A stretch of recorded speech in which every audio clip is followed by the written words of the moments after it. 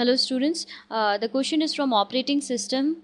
So the question is, the table is given out here, okay, and suppose the following process arrive for the execution at the time indicated. So each process will run the listed amount of time, and in answering we have to use non-preemptive scheduling, and we have to find out the average turnaround time for the process while following the SGF, means shortest job first scheduling algorithm. Okay, so the process are given as P1, P2 and P3. Then arrival time is 0, 0.0, 0, 0.4, 1.0, and then burst time, it is 8, 4 and 1. Okay, so these are the process, arrival time and the burst time, and we have to find out the average, and be sure that we have to follow the non-preemptive scheduling. So whenever we are following the non-preemptive scheduling, first we will check the arrival time, as though although it is a shorter job first, but non-preemption is there, so P1 will complete first. Okay, so Gantt chart, this is a Gantt chart, P1.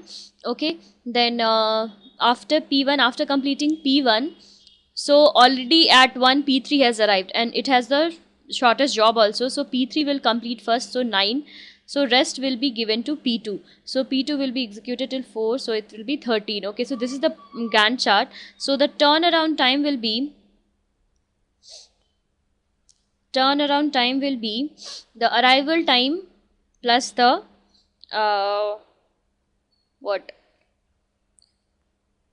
yeah like what how which when you got the CPU and when you have arrived, and plus your burst time.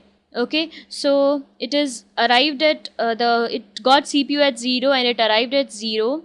Okay, so 0 minus 0 and plus 8. Okay, similarly plus C, then P2 got CPU at 9 but it arrived at 0.4 and plus its burst time. And similarly burst time is this got the CPU at 8 minus it arrived at 1 plus burst time is 1. Okay, so this will be 8 plus this will be 12.6 and plus 8, so it will be 28.6 seconds. Fine, so what will be the average turnaround time? It will be the turnaround time by the divided by the number of processes, so 28.6 divided by 3, so it will be 9.53. Okay, so A is the answer. Thank you.